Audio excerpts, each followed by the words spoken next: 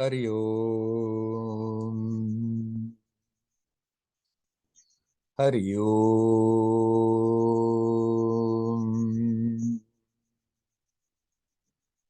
Hari Om.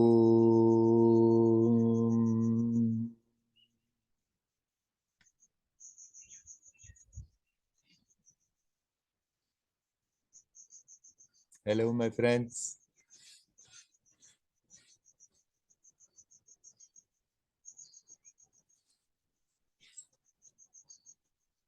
Everybody is looking for happiness and fulfillment, consciously or unconsciously. Why? Because we know it is our natural state. It's our natural way of existing. So naturally we are looking for that because somehow we have forgotten that naturalness and are involved in our mind, in our worries. And actually what would be needed is basically simple. Simply find a way to turn the attention away from all these mental preoccupations, bring it back to the source, to that sense of presence that is always there. Just that sense of, I know I am, because I am, not because I have constructed something about it in my mind. I'm prior to the mind. The mind is just the habit of thinking, riding on a river of prana that we are directing without being aware of it. And yet we cannot consciously do it to be in that no mind state. But what we can do is turn the attention in the right direction. By practice, we become aware what kind of mechanisms are there that create obstacles, and we can remove the obstacles. By practice, we sometimes can come to that thoughtless state. And then people have the tendency to confuse it with the no mind state. But it's not. It's temporary. As soon as we let the attention go, boom, it's back to the old way of functioning. So many teachers, they say it's useless, this practice-induced thoughtless states. There's no value in it, and that is wrong. It's not that no mind state, that state prior to the mind, but it's not useless. For if somebody through practice gets into that thoughtless state again and again, then it's one way of becoming more aware how we can exist without thinking all the time. And it goes deeper in the subconscious and helps us to make us ready. And that's what we can do. To make us ready to somehow that the jump happens to come back in our natural state. It's not something we can do, but we can do a lot to prevent it, and we can do a lot to prepare, to make us ready. Basically, all the practices are preparations. Cleaning the link.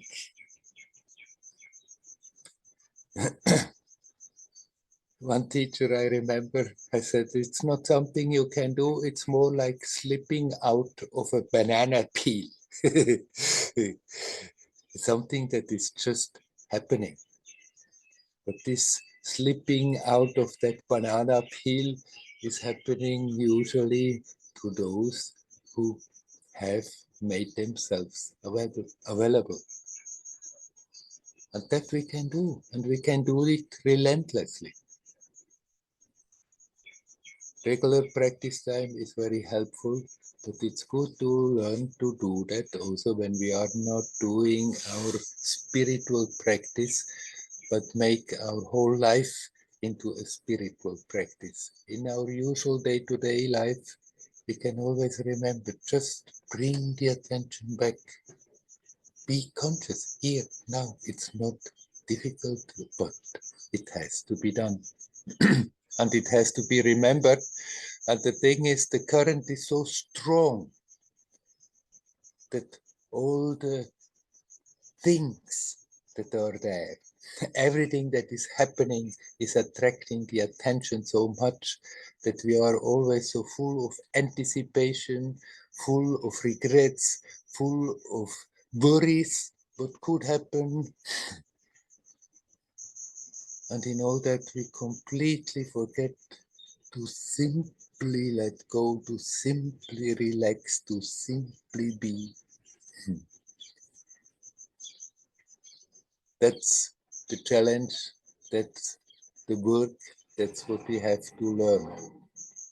By learning to simply be in that presence, in that timelessness of the now, in that way, we are making ourselves available that suddenly the attention may shift back home to the natural state, that no mind state, that which was there all the time, but has been overshadowed by all the interests in whatever we are thinking, feeling, whatever we are perceiving, whatever is happening, whatever we should or should not, whatever the other people think about us. All these mental activities drives the attention away, and the practice helps us to turn the attention back to that silence. And sometimes through practice we come into that thoughtless state. It's a very nice state. It's beautiful. It's not ecstatic, but it's silently joyous. And yet it's not that no mind state, but that's what we can do. We can come back to that. We can at least turn the attention in that direction. Let go. Let go of the worries, let go of the tensions, let go of the anticipations, let go of all that stuff that turns and round and round and round in the head. And learn to be. Learn to relax. And that is the invitation that something else can happen. Some things that we cannot do. Something that the teacher called, it's like slipping on a banana peel.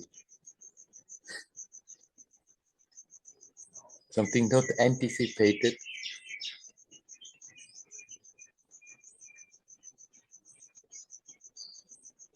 Every attempt to make an effort to make that happen is futile. But the efforts are not futile. That is the confusion often. The efforts are not futile, the efforts are simply to catch the attention again and again in one way or another and be, and then let go. And in that letting go, there is not an effort, and there is not another effort we can make to go beyond that. But here, now, in that calmness, in that relaxedness, we are making ourselves available. That is the job.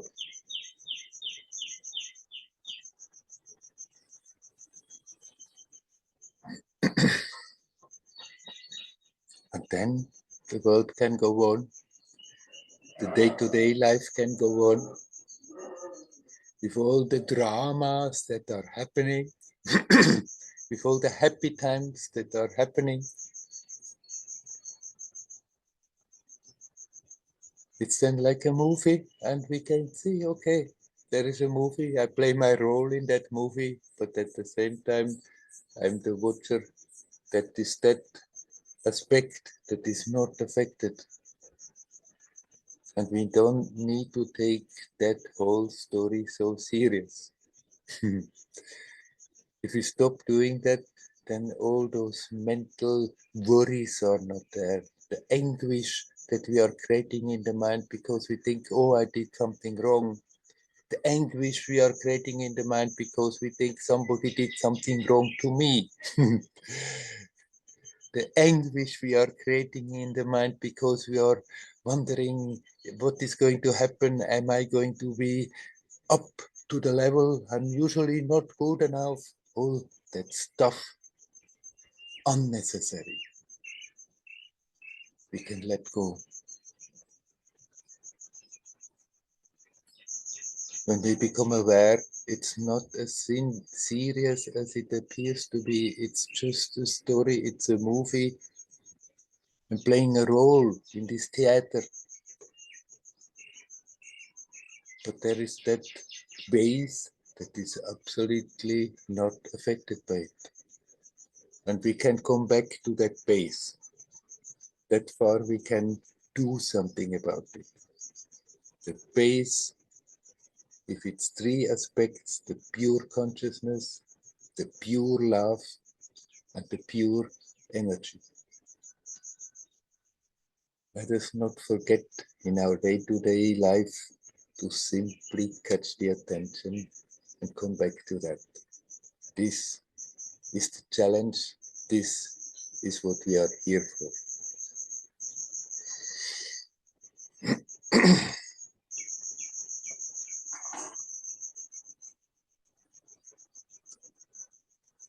Okay, I stop just talking.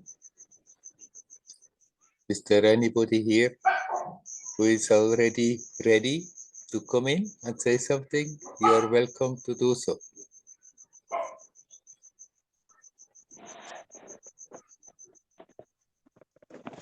Hi. Hello, Andreas. Hello. Is it possible to explain it, the difference a little bit more between the no mind state and the thoughtless state? No.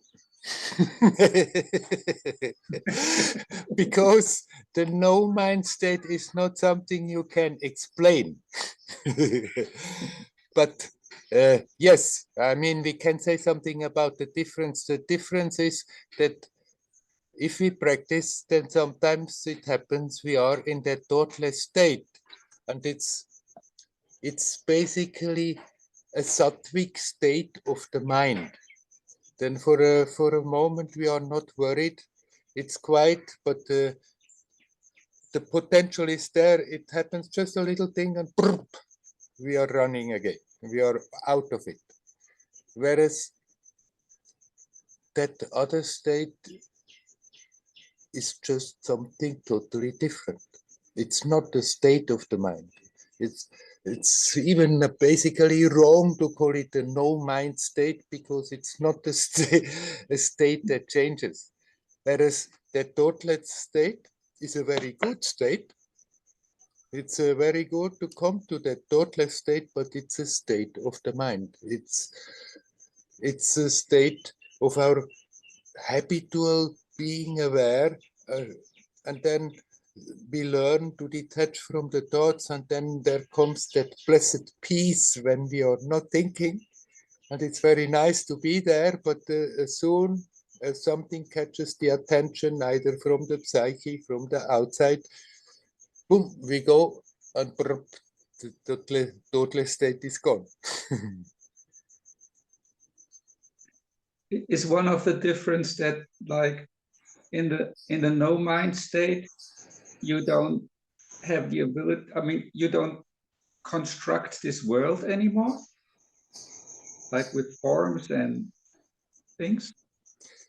You don't construct this world in the sense that you are not taking it as solid reality. You still can perceive this world, and the tree will still look like a tree. And yet, instead of being involved in it as if it was solid reality, you become aware, okay, it's a magic show that is passing there. It's there for a moment. It comes, it goes. There is something rock solid that was there prior to this story, which will be there after this story, which is not part of this story. And yet, without that, this story wouldn't be possible. So the identification with body and mind is gone. Yes. Still, there is, your body is still a special object in this story, because it's like, it's a figure in that, an act in that theater, a role in that theater, through which you connect with the rest of the theater.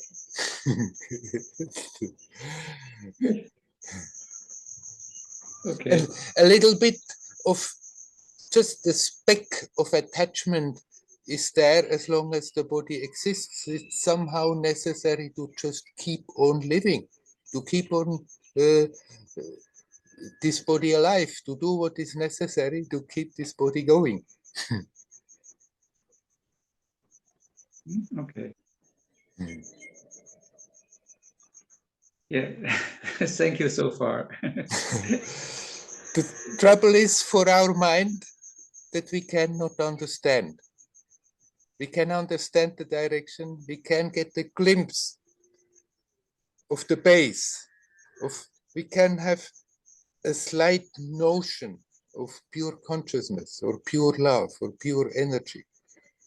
Even that we cannot understand, but still there is something like a notion we can have of that, but there's absolutely nothing to say something of that which is prior to that. And to really realize it is like slipping at the banana peel. Right.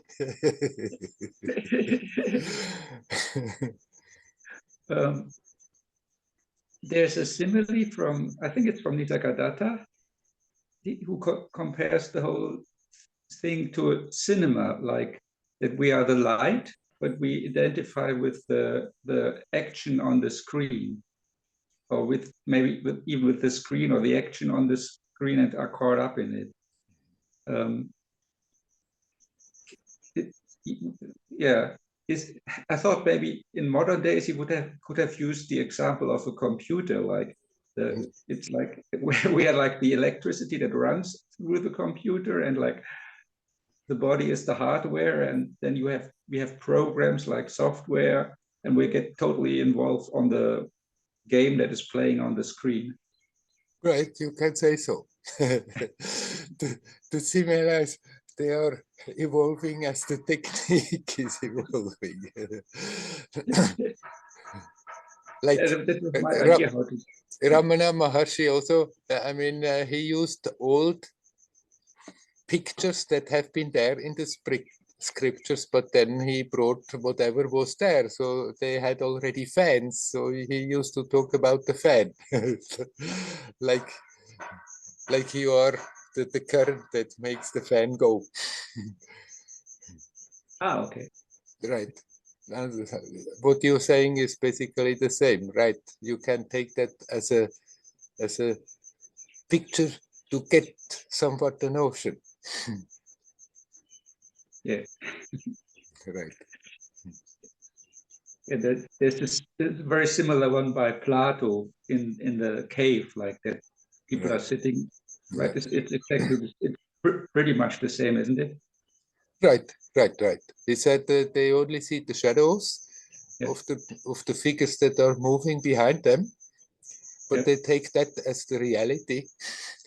Yeah. And so that's right. That's what is happening. We are perceiving things, and are so focused and identified with it that we are take it as the reality and that's it. Forgetting that you are there prior to that, that you are that which makes that reality possible. Yeah, I hope someday I slip on the banana peel. Let's hope so, huh? What we can do is make ourselves available. Right. That's our job. Thank you very much. You're welcome. Hario. Hario. Haribo.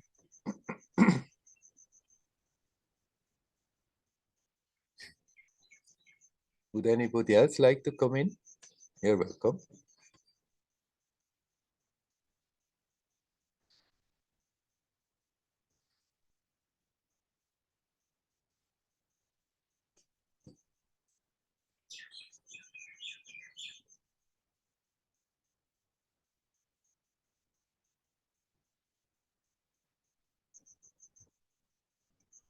Hi, hello.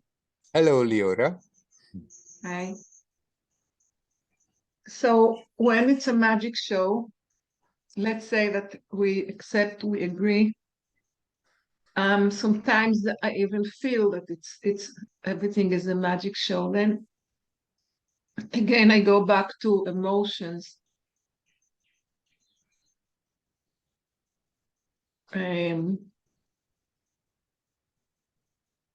When emotions come in connection with an event, something that has happened,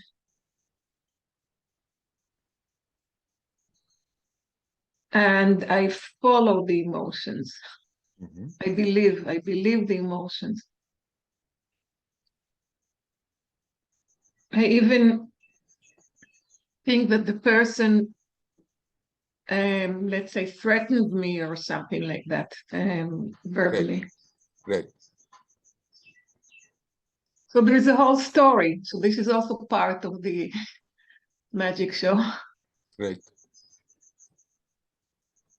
Is that a But the statement or a question? Is that a no, the emotions really feel real. Right. And it is real right now as an experience. But then instead of stopping there, we have the tendency to get involved in the emotion, attached, and creating again a reality of something that is simply a memory. And the man who has threatened us or insulted us or done something is just a memory. And we are creating a reality that is not deserving to be looked at as a reality. It's just a memory. The emotion that comes up is now. It's real, momentary, as an experience. And if we see it like that, then the emotion comes, we watch it, we may enjoy it, and we let it go.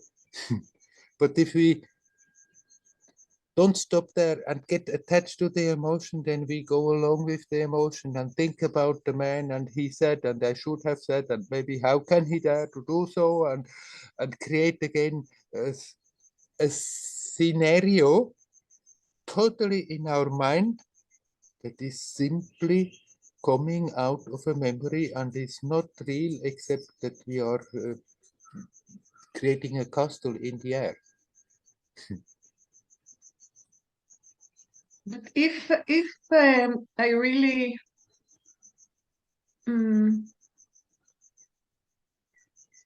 believe or live accordingly that it's all a magic show, could it be that eventually maybe there will not be coming emotions like strong emotions, let's say, in reaction to an event? Not overwhelming emotions. Emotions will be there as a potential as long as you are in this human form appearing in this magic show. Okay. The whole Yeah. range of emotion is there as a potential, but then they have their place. They are just ripples in consciousness, and then they are no problem to deal with. But when we buy into them, then they become bigger and bigger, and what was a ripple in the beginning eventually becomes a tsunami.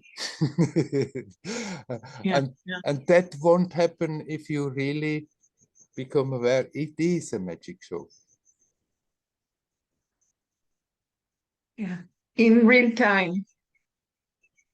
In real time, or what do you say? In real time. I mean, it's not enough to discuss it with you or have it in my mind as in real time, right away when something happens, right away that I bring.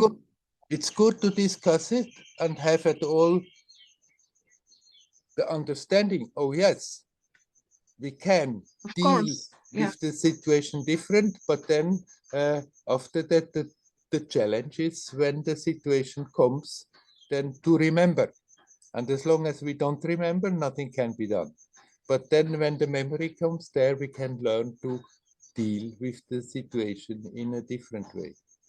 And what seems to be very difficult in the beginning, eventually it becomes natural. Yeah, okay. Thank you. You're welcome. Hari Om. Hari Om. Hari Om. Hari Om.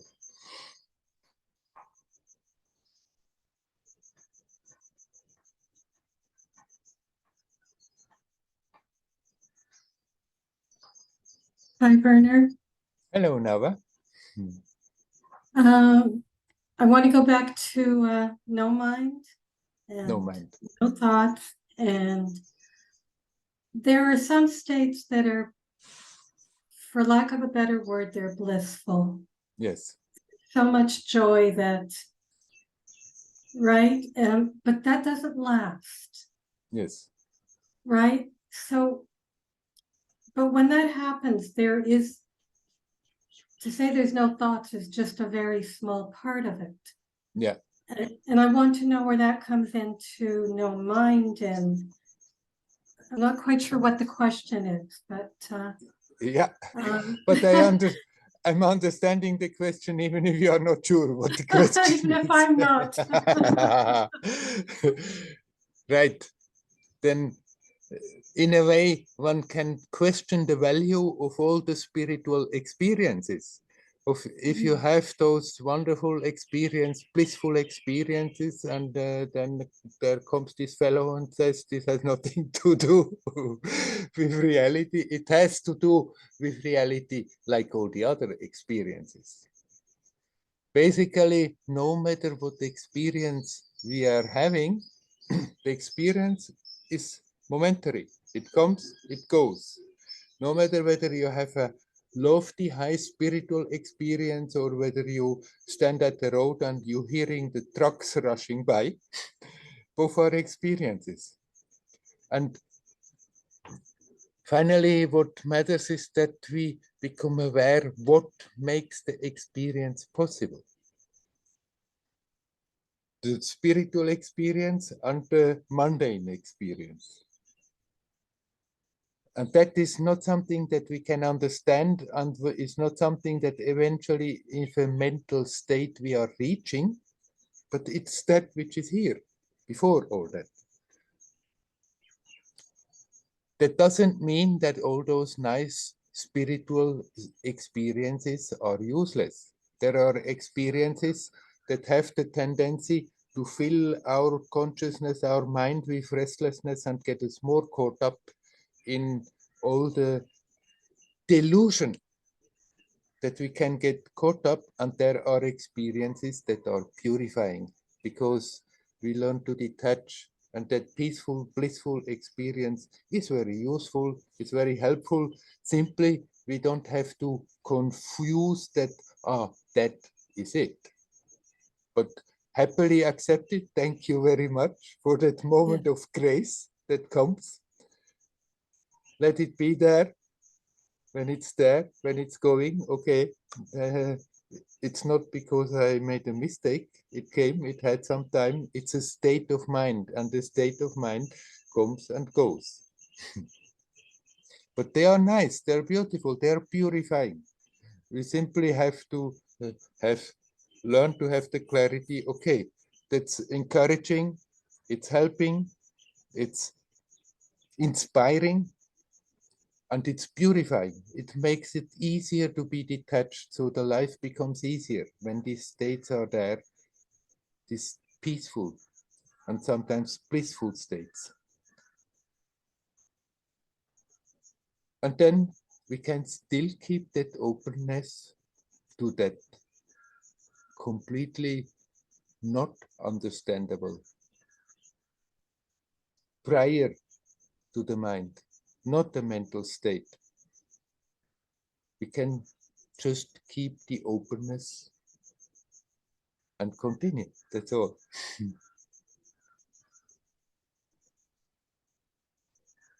What you say about grace, it feels like that. And that means that it sometimes feels like grace is hovering, and sometimes it says, okay, we're going to touch you. Yeah. And sometimes it says, well, we're going to move on. Right. Right? Right. Grace is a mystery. It's there Yes. all the time. Without grace, the whole thing wouldn't even manifest. And without grace, we wouldn't even start to question and inquire and go on the spiritual path. It's already a manifestation of grace. And yet somehow it suddenly can fall into existence more concentrated on a group of people, on one individual in one place, stay there for longer time, for shorter time. It's not something that is predictable or controllable. And yet, undeniably, there is such a thing as grace. Yes. So from grace to something else. Yeah. It's a whole year now that I've been dealing with many people in my life are really unwell. And I spend a lot of time just, it's difficult. Yes. It's difficult. And then I struggle with, well, okay, if this is all the theater, why can't I just step back a little bit and not be quite so involved? I don't think I do anybody any good by worrying. And yet that seems to be the state. That's coming. Oh, sorry. You want No, to go say ahead. something? That's exactly, that's it. It's a real, you know, on the one hand, there is grace and there's experiences and there's quiet, and then there's all of this. Right. That's out of the old habit, how we are reacting to situations. And then we have grown up in a society that even glorifies that thinks, yes, if somebody you are connected to is not well, it's sort of like our duty to worry and feel terrible about it. And if we don't do that, then we are callous. We are not good friends. We are not making a good connection. But of course, it's nonsense. that that glorifying of the worry is wrong. That doesn't mean we have to create a wall and think, okay, it's all a dream, it's all a magic show, it's not real, and then somehow try to cut off that feeling of being connected. We are connected, and we don't have to cut off. In contrary, the more you become self-aware, the stronger that awareness is, the stronger you will feel that connection. And then if people are not well, out of the old mental habit, the immediate easiest thing is start to worry and feel very bad about it. But it's just a habit.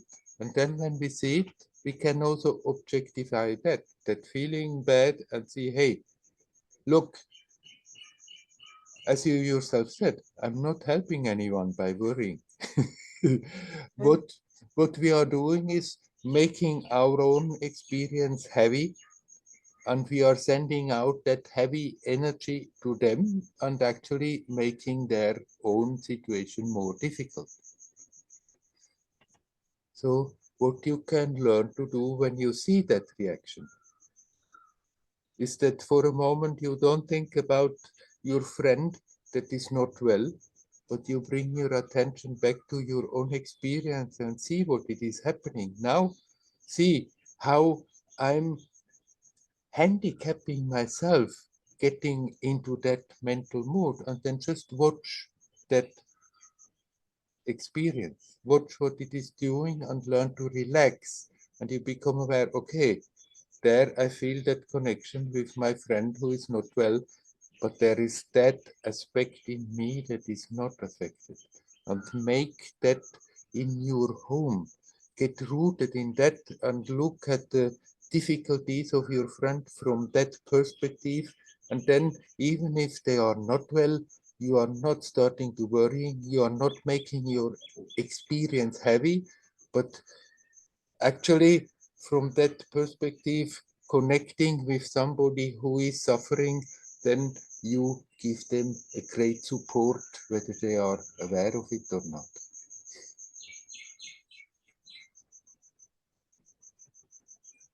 So where does there's so much suffering, Yes. so much suffering. So let's say I meet with somebody who is not a personal friend, and she's dying, Yes. and she doesn't want to die. Yeah. Okay, and there's a lot of pain there. Yes. And sometimes we sit and we cry together, Mm-hmm. but I don't feel like I get lost in it. Yeah. Okay, as opposed to worrying. Sometimes I worry, sometimes, but there's still a lot of pain. And when I'm with her, I often feel her pain. Yes. So I can't quite put it all together. What you're saying, what you just said, and then how that feels. Right, you said yourself now, because she's not a close personal friend, but still, when you are with her, you feel her pain, and then you cry with her. But at the same time, something is not pulling you because of that into that darkness of worrying and making the experience happy, but actually you can feel very light and beautiful, spontaneously crying with that woman. Without getting into pity and self-pity, but just as a natural response. Whereas then, when the personal friend comes in, then all the mental stuff comes in along with it, and oh, my friend is suffering, and then suddenly it's not more just the experience of a being suffering there, being in pain and in fear of that, but then it's my friend. And then that comes that attachment, and then I hook in and start to worry much more. And then instead of being a momentary expression of feeling connected without making it heavy, then it becomes heavy, because then the worry starts. Oh, my friend, can I do something that maybe he or she gets better? And if I cannot do anything, it's terrible. And all the thoughts come in. Yes, okay. The, So, the emotional attachment comes in. Okay, that's the difference, because that difference bothers me. And also it becomes, well, how will this affect my life if my Yes. friend dies? Yes. Okay. Okay. Of So, course, the thing is with when we are getting into that mood of pity, somebody suffers and we are connected, and then we feel pity the poor creature, but then without knowing, usually it turns into self-pity and worrying that, okay, then maybe I have now to run around all the time and for my friend, and maybe the friend dies, and what does it mean for my life? And suddenly it's not more really the worry, the concern about the friend and the well-being of the friend, but all that is happening to poor me in the context. Yes. Okay. Whereas in the other situation, you are with somebody who suffers and spontaneously you cry with that person, then all that worry comes not in because you don't feel the obligation of personal involvement and worrying that if they are not there, what does it mean, and all that.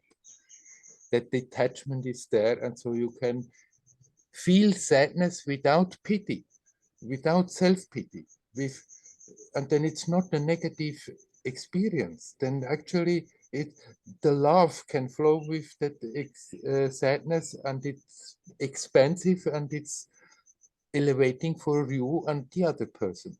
But as soon as all the other mental stuff comes in, then it makes it smaller instead of expansive. Which is exactly how it is. Yes. Yes. Okay. Thank you. You are welcome. Hario. Hario.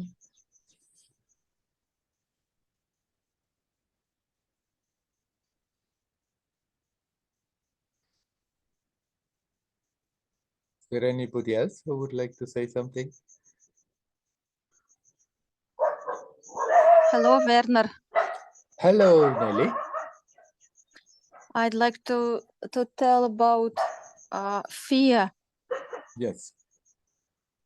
I see that sometimes I feel this fear, even if it is unnecessary. And sometimes I see that I regret about, for example, I'm afraid to drive a scooter or a car, and when I think of it, I feel fear. And even if I don't need to do it, it's not necessary for me to do it, but still I have this fear, and I feel that I regret that I'm not so capable as to do it, because I see that I'm afraid to make any harm to others, or to make quickly decisions what to do, to go or to stay. And this come into my head even if I don't need to do it. Mm-hmm. Yeah. But you are still driving a car and a scooter, or you don't do it now? No, I don't drive. No, I drive. I bike a bicycle and very happy with it. And sometimes I tried to drive a scooter, but not alone. Yeah. And I never drive it alone. And I learned to drive a car, and I even have a driving license, but I never drove alone. Yes, I have this fear. Mm-hmm. Right. I mean, maybe it's never necessary that you need to drive cars alone, but it's good to address the fear. And you say it's in this situation, even logically, a very unnecessary fear because you are not compelled to drive a car, and still the fear is there. Yeah. So address the fear. It will be good to sometimes just do as an exercise. You imagine, now I'm going to drive. And then immediately all your reactions are coming up. And then don't try to control them. Don't try to somehow suppress them, but then invite them. Okay, come up, all these silly feelings, the fear and worry and whatever, the thoughts that they could cause harm, let them come, but remain alert. Don't go spinning stories and get lost in the stories.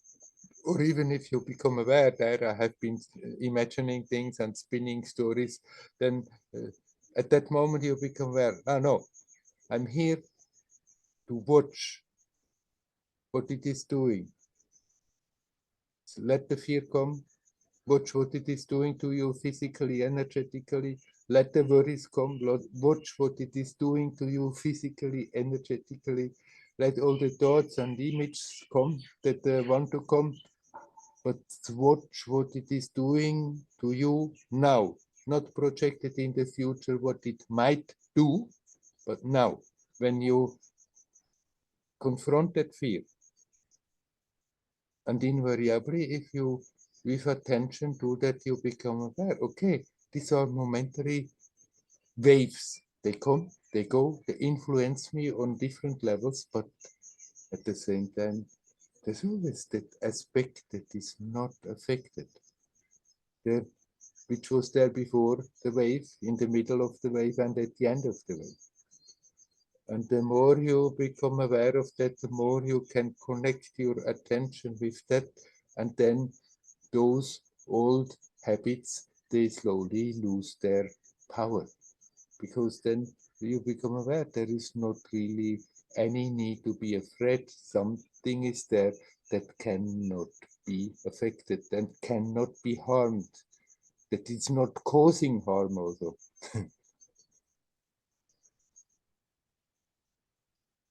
Okay. Yeah, I try, Werner. I try to stick to the breath and to follow it, but I don't know. It's very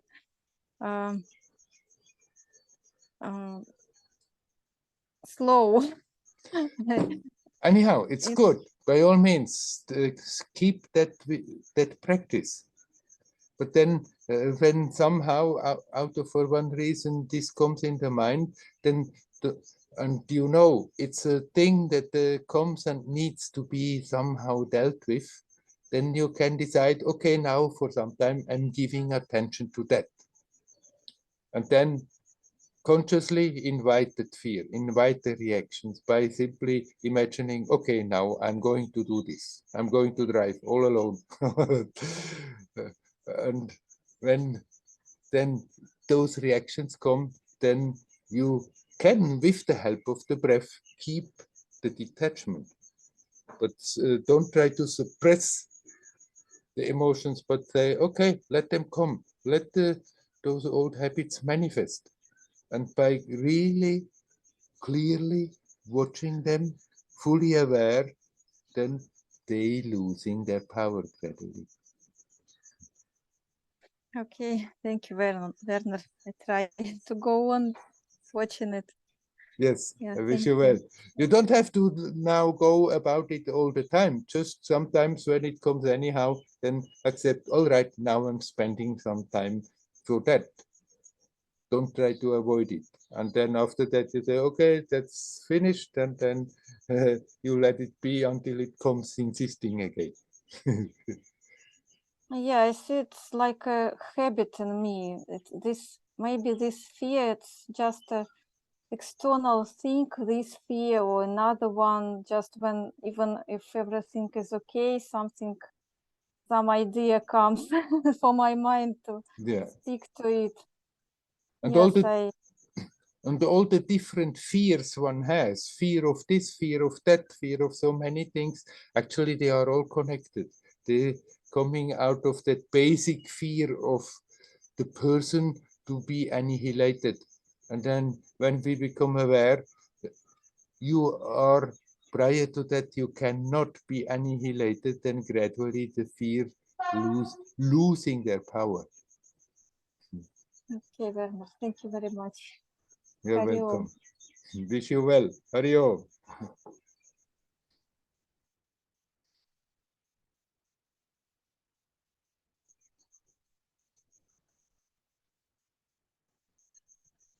Is there anybody else who would like to say something? You're welcome.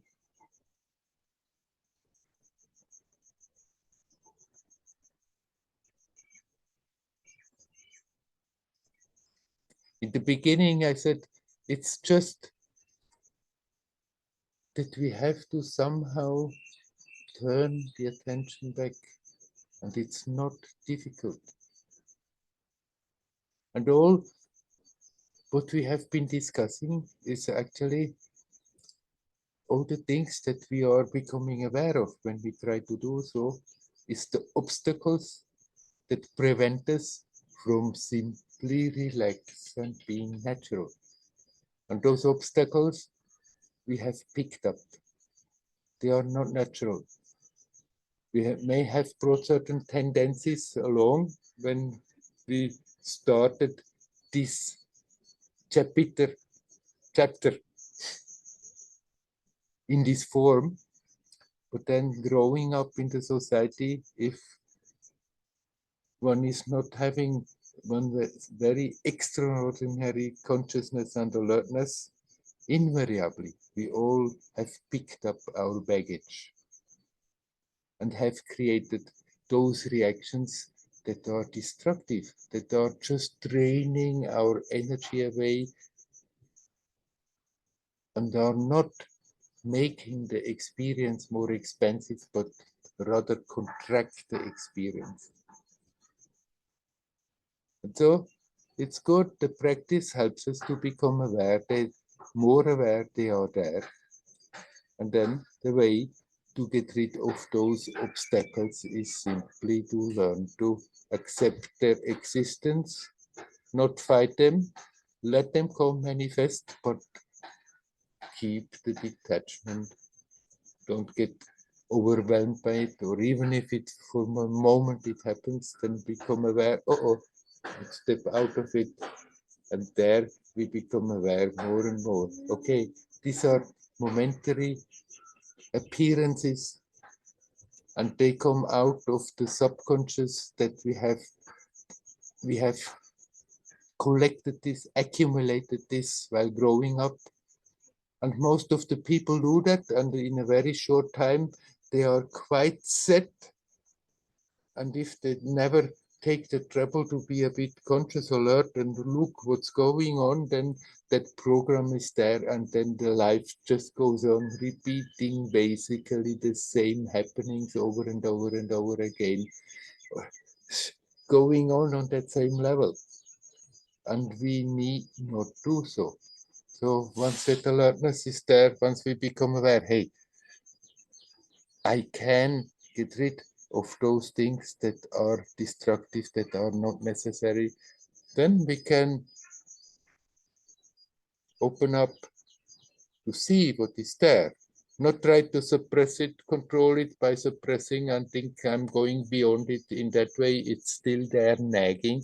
So sometimes we just have to surrender to the fact that this stuff is there and accept, all right, I have to spend some time with it. Let it come to the surface, observe it, consciously experience what it is doing,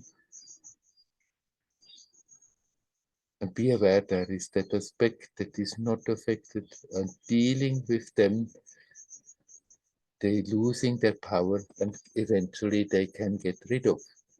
It's not something that is there naturally, it's something that we have accumulated in time.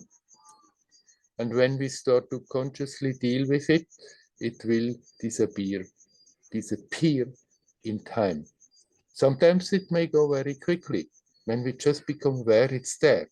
But some certain things that have been repeating themselves over and over and over, they have collected quite a strength. And as it has collected that strength in time, became stronger and more powerfully influencing our experience, it may take some time that we again and again take a moment, watch it, invite it, deal with it by observing and seeing what it is doing on the different levels of our experience, and then we can let it go. And what has been growing in strength in time can lose its strength, and sometimes it may also take some time. That we have to accept. All right. Again, I'm asking you, is there anyone who would like to talk? You're welcome. Yes, Andreas? Hello.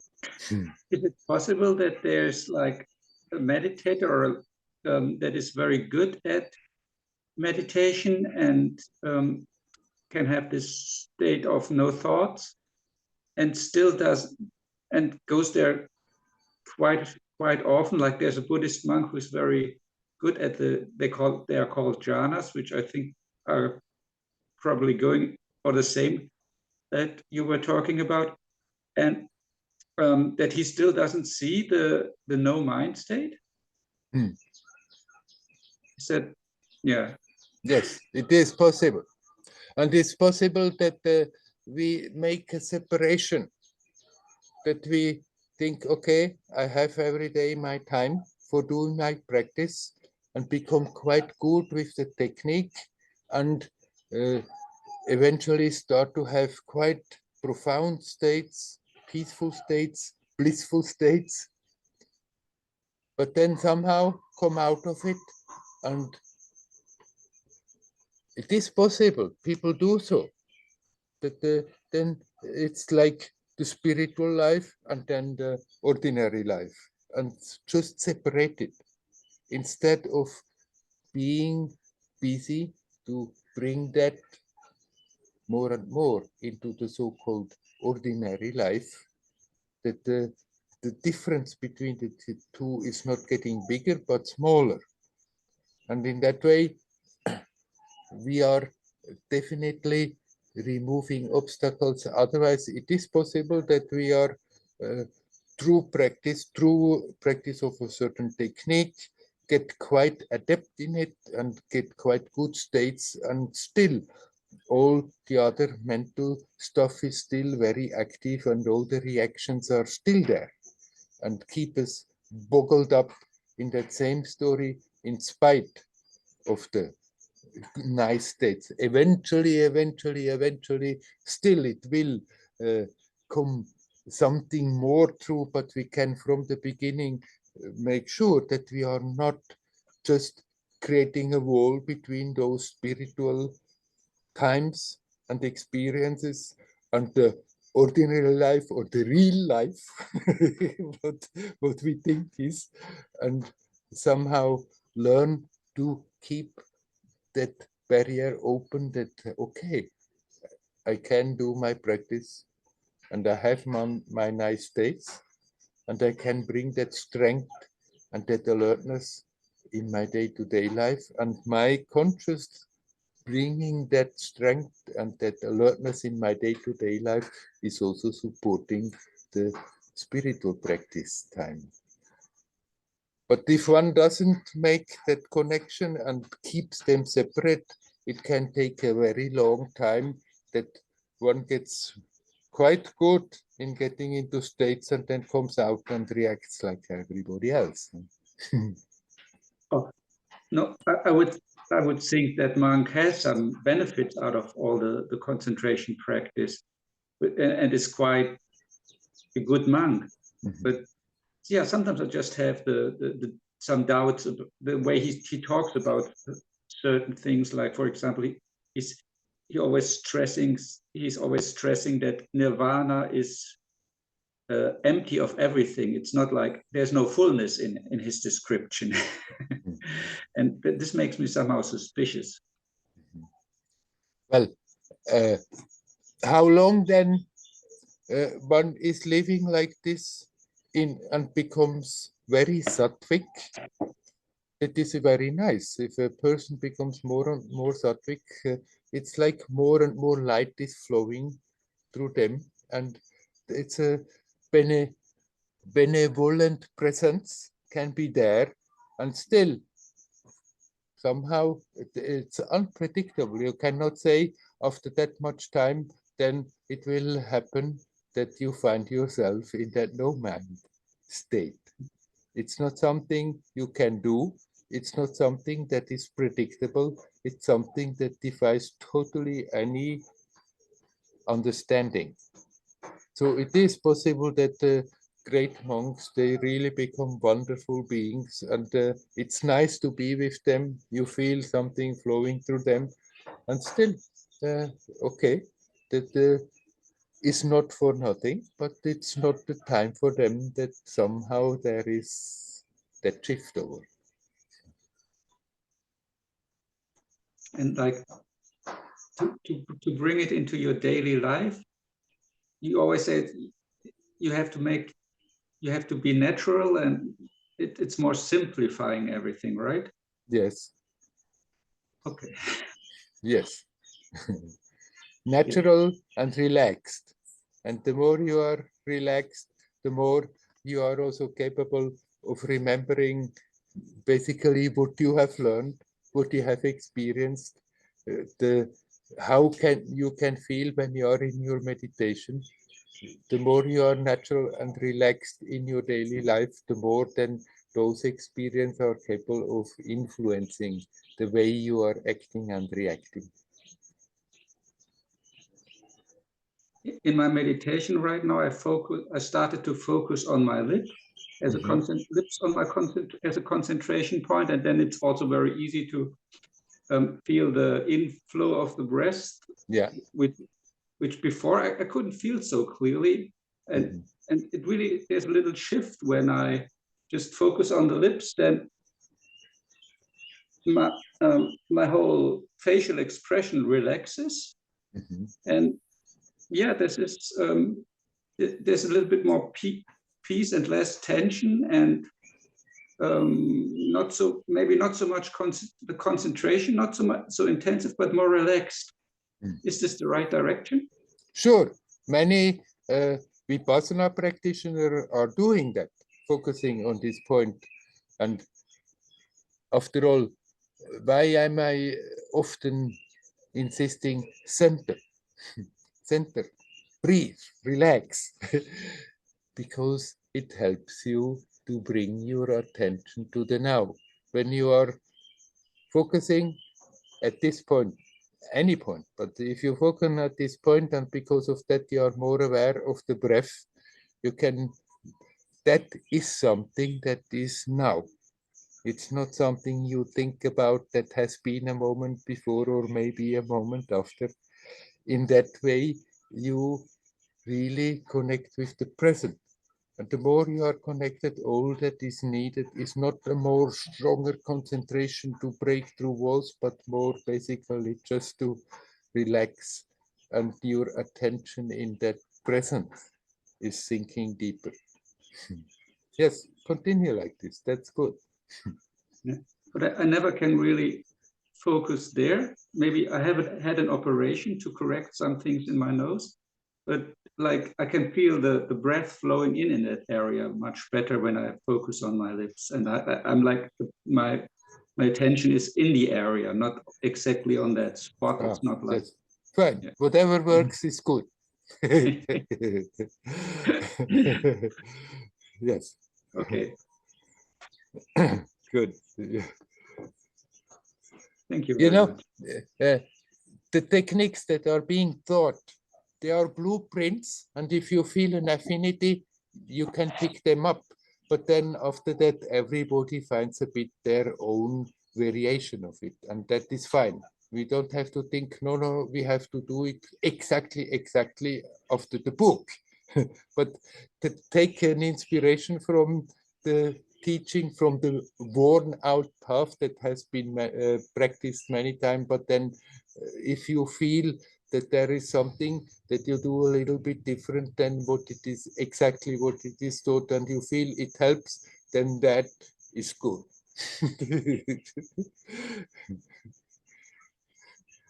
Okay. Shall we leave it at that? Yes. Thank you very much. You're welcome. Hari Om. Hari Om. Hari Om.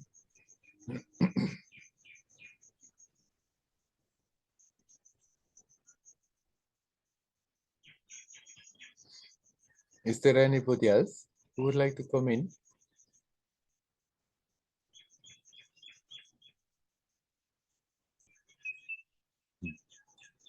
Just a very last point now with Andreas.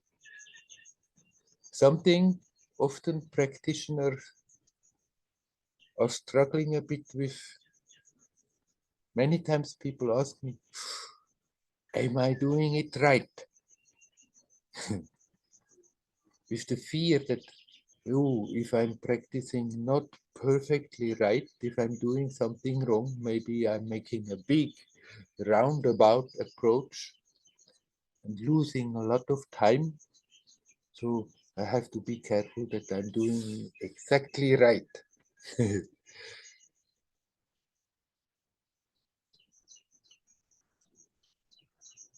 Certain techniques, it's good that we are doing them according to how they are being taught. If we are mobilizing a lot of energy, because if we are getting far away from doing so, then that mobilized energy may create troubles. But basically, as a rule of thumb, all those paths that are there, that have been tested, that have been practiced, people have gotten somewhere, has gotten really rid of their difficulties by doing those techniques. They are good, but they are blueprints.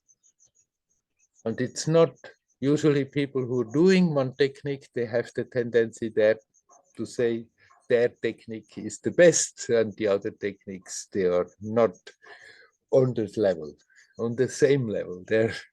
And this is wrong. Techniques are techniques.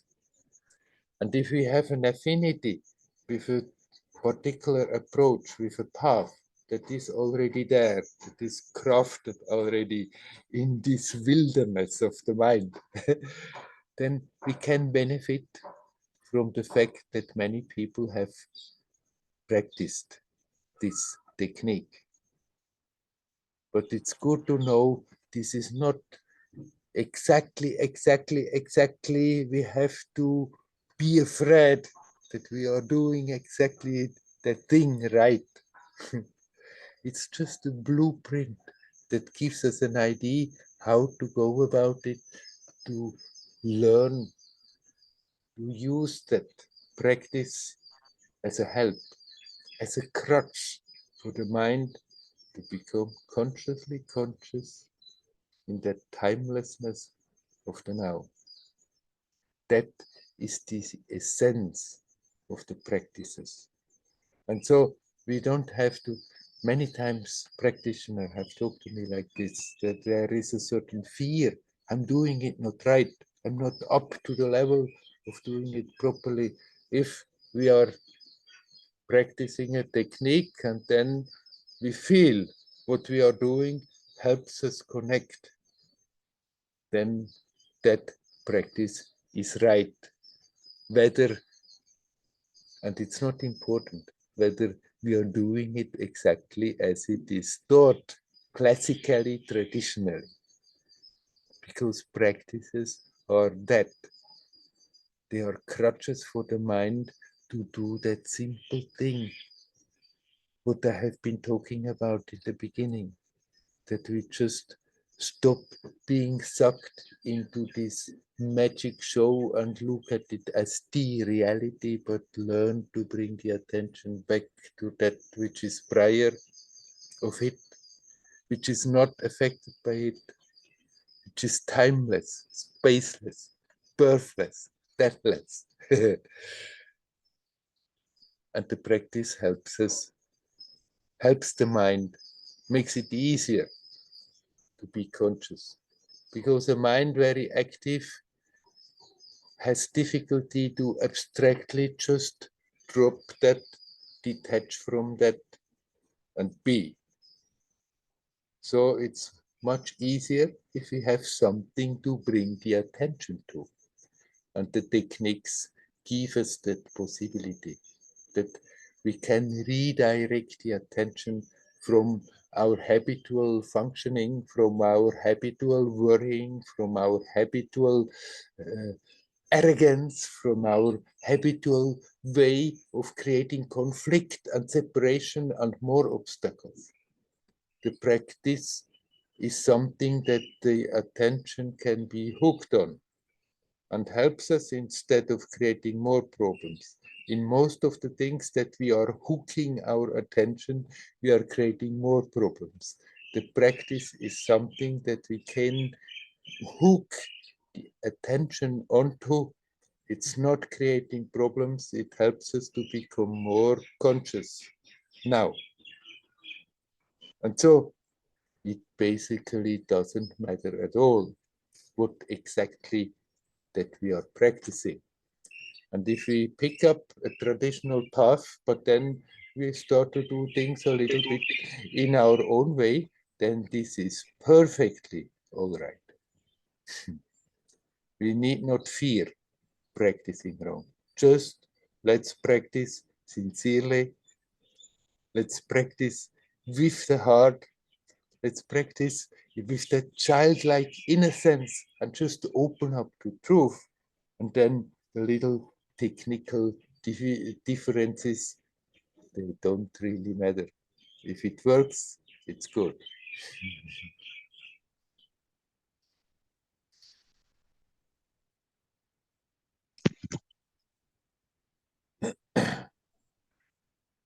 Here, I'm hearing a sound. Does anybody want to come in?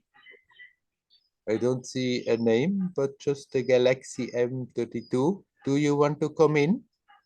I don't know who you are, but if not, then please turn your microphone off. All right, you don't want to come in. Is there anybody else who would like to come in? You're welcome to do so.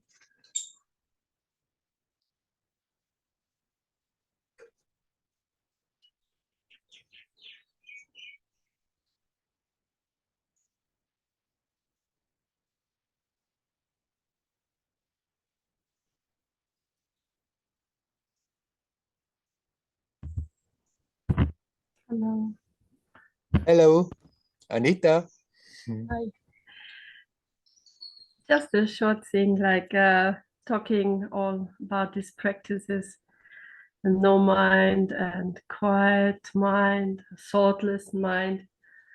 I feel like I feel motivated to practice Very good.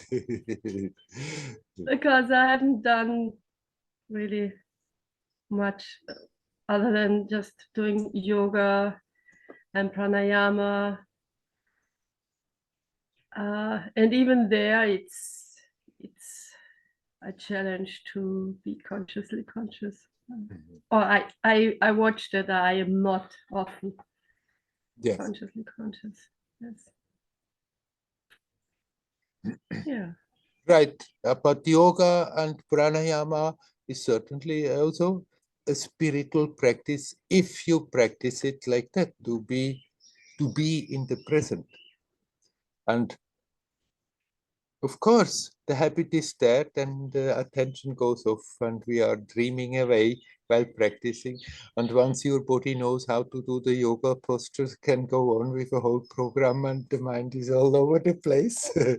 But when you become aware, you can bring the attention back and consciously do your movement, your posture, and then the yoga really becomes a spiritual practice. But this is also happening while sitting and trying to meditate. Once the body is used to sit without too much difficulties, then it's very easy to sort of be quite peaceful and then settle a bit in that state and start to just dream away and be all over the place, except consciously conscious here now. There also the same thing comes, that we have to remind ourselves, hey, be alert, look where the attention goes. There I'm wandering off in all kinds of worlds and dreams, and except being here now, even when I'm sitting crossed legs with closed eyes. Mm. And I lately have experienced this being consciously conscious, also even in conversations. Yes. because I'm in a few retreats and a lot with people and sharing, and it happens more often, more frequently. It's different, but when it happens, it's just so joyful in that sense that it's so light, so, and I'm so amazed what comes out. And then if I'm talking about some subject issue about myself and so, and I find, and this revelation comes, and then after I completely forget, I don't remember anything of a little bit, but mostly I don't remember. Just what is left is this. It was so revealing. It was so on the spot and so true. And so I judged it like, also judging it positively, that it was just being alive in a moment, totally. Right. Can you say something to that? Right, then don't regret that you remember what you said, because it's not the words that came out of you that are the important thing, but the words were the carrier of what you experience. And that you remember, even if it's not a clear, concrete memory, still the memory is there, and that memory is inspiring. Hold on to that and don't worry if you don't remember what you to what kind of nice talk you were capable of. Yeah, because it's mostly some issue we're talking there about, like the purpose of my life and then my talents and whatever, and why I don't get it going. And then there comes this total great revelation and it's gone. So my mind thinks this was really important to remember. But I feel also it's this energy which is, but it's gone. Right, but that's the important part to remember. If the details of what you are capable of seeing and telling there are gone, it's not tragic. These are the details. The main importance is that you remember that experience, and that is inspiring to open in that direction, to continue. Yes. Yes. It's not that you have to somehow now get the facts straight, that after that you can all the time tell exactly the right thing.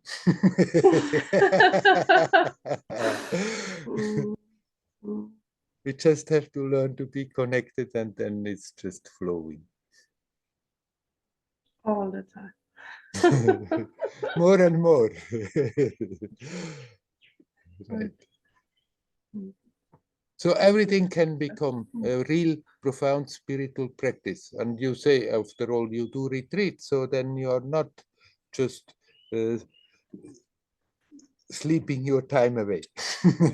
And you're doing your yoga and you're doing your pranayama, and it's not a bad thing that we become aware. I could do it much better, because even if you do it better, then you still become aware. Well, still a lot of time the attention slips off. So we don't have to torture ourselves because of that, but it's good to remind ourselves, okay, let's do the yoga really spiritually. Let's do the pranayama as a spiritual practice by using it as a help to be here now, connected consciously.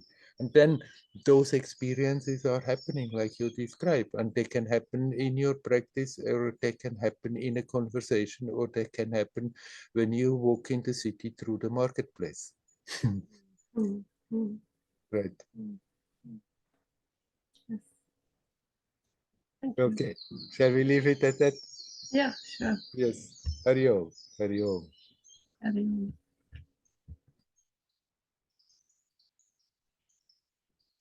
Oh, I see Mark is coming in. Hello, Mark. Hi, Werner. Great to see you. A lot of anything I was thinking got answered by all the other discussions. Very touching, very good. We are moving to Switzerland. It's kind of interesting. Yeah. It's very new, and we haven't told a lot of our people at work or clients or friends, and we're just starting that process. We're going to move at the end of the year, and I did tell one client who's pretty close, and you kind of discussed this a little bit before, but her reaction was quite strong. She really had to distance herself and pull back, and experienced a lot of maybe her old trauma, right? Because I work in some ways with some of these more traumatic things, and yeah, and yet it's a great opportunity. You once said to me, "Don't just leave when it's hard. Leave for something better," and it's going to be good. We have a good situation. We're invited to go to a nice place, and I can set up a practice there and so forth. There are many challenges ahead bureaucratically. It's not easy to adjust, but emotionally there is a challenge ahead to say goodbye here, even when we can stay in contact. It's 3.5 hours away. It's not the leaving. It's not. Not going to India, not yet. So, but it is it's a challenge. This to not take this personally and feel this and carry it with me. Some of the disappointing other people, right? Right. So that's kind of the challenge, to also then not let this damper the process of the joy of kind of moving on to the next thing, and also the optimism when we don't know exactly how successful we'll be and how the money things will go, to just trust, to stay in that trust and that lightness when it is a lot of unknowns, and then to experience in the meantime this kind of heavy, like, questioning why, what you're doing, where you're going, feeling some of that. So that's a little bit where it's at right now. It's exciting, but it's also a little bit, this wariness of knowing that people's reactions will not just be happy for us and good luck, see you later, Yes. Yeah. Anyhow, you don't have to let them push you into a bad conscience because of that. Right. If you feel this is right, then it is right. And then, of course, whatever you are doing in this world, some people like it, some people don't like it. And those who have connected with you may not necessarily like it, but after all, you're not going to the moon. It's not that far away. And on top of that, you can always connect now so easily like we are connecting now. So if they want to keep the connection, even if you physically move from one place to another, they can. But people often, of course, they have something set in place, and then they become aware it will change, and then there is a little panic. But you need not be afraid of their panic, and you are nice with them, and you tell them you can still connect, and then even if some of them they are not happy about it, then they have to deal with that and not you. Right. Yeah. Now, of course, that's I was getting that. I was coming to this place just through the discussions today, of course, just to be to share a little bit within that, this, because we're certainly not making our decisions based on that, but it feels like a heaviness coming back, and kind of to dance through that without getting sticky. So, Right. Then yeah. it's a good challenge for you to accept that is part of it, that heaviness comes, and I can use that heaviness to become more self-aware, and then that heaviness is not a negative thing, but you turn it into something constructive. Very good. I wanted to also mention, because we talked before about the COVID challenges, not the polarization of people, the good people, the bad people, and kind of in my family where I was excluded from, seeing other people and so forth. And I think that what happened last time I was visiting the States was that my sister, who was very passionately wanting people to get the shot and very much distance herself from me because I didn't. Somehow this topic was never really discussed. No, the topic of that. We're just kind of acting like, and it is like it never happened in a way, with because but in some weird way there was a distance and an undiscussed separation in for me there, that it was quite unresolved, right? In other words, if another pandemic would happen again, the same polarization would happen. Yes. So I felt the need to bring it up, not the COVID thing, but to say, hey, because also in that time I got married and there was no acknowledgement really, no card, no, the usual things. And so there's kind of an imbalance if I'm going back for weddings and making an effort to see family and then just kind of there. And in case anything political comes up, I'm going to get kind of put out there in the chicken coop until everything's peaceful again. And so I spoke out, which was very difficult somehow. I felt like it was extremely, somehow very emotional, and I couldn't quite get a grip on it. I felt like it was something maybe a little bit, bigger energies or something else involved than just my own feeling ignored, which is part of it, right? I don't like to be ignored, but I didn't feel it was. I didn't feel that was the only thing going on. I needed to create some honest channel of communication. I don't know if you can relate to that. I didn't want to let it sit in this polarized kind of, we just leave it, be nice to each other and trying to avoid that issue or something. And it worked.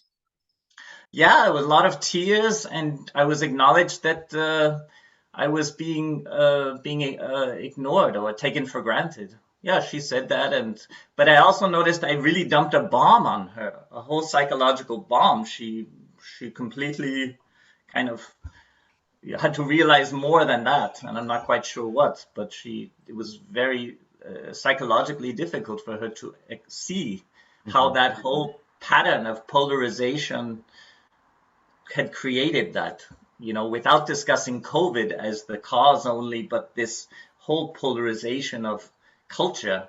Yeah. And which I think, was part of what we've been discussed before about the COVID and the, hanging in there, not giving into that, being pulled around. So actually, you just want to express that you are happy that you brought it up and that you talked it out, because somehow, because of that tension that was still there, could be removed. Right, and somehow connecting it to this bigger thing of this, basically how the world seems to, we can do our practices, but then if we can't say these difficult things or talk to people about what's not working together, that somehow it seems a lot more useful than 100 hours of meditation to say this to my sister. Actually, the 100 hours of meditation may give you the proper mental maturity to say it in such a way that it has a chance to do something positive. Okay. And unfortunately, the present situation is so that many times it is not possible to talk.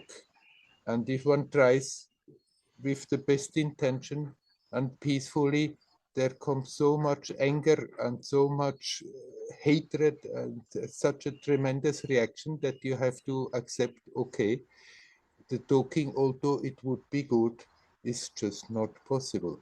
But if it's possible, great, wonderful. It's always good to communicate and remove tensions. But okay. it would, a big, huge discussion round would be necessary worldwide, and right now the time seems not ready. No, I'm satisfied with my discussion with my sister, but Right. the other I would like to right now. But yes, Good. thank you. I mean, it's also just my story, but it seems to be also something that sort of freed me to see what also, yeah, what rooms could be opened, right? They weren't open, and it's as if this wasn't there, you know, in many ways. Yeah. Right. Yeah. Very good. Yeah. Good to see you. Thank you so much. You're welcome. Hari Om. Hari Om. Hari Om. Okay, my friends.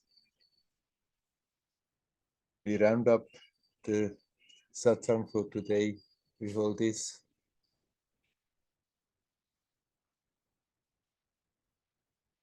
Just keep the inspiration to remember.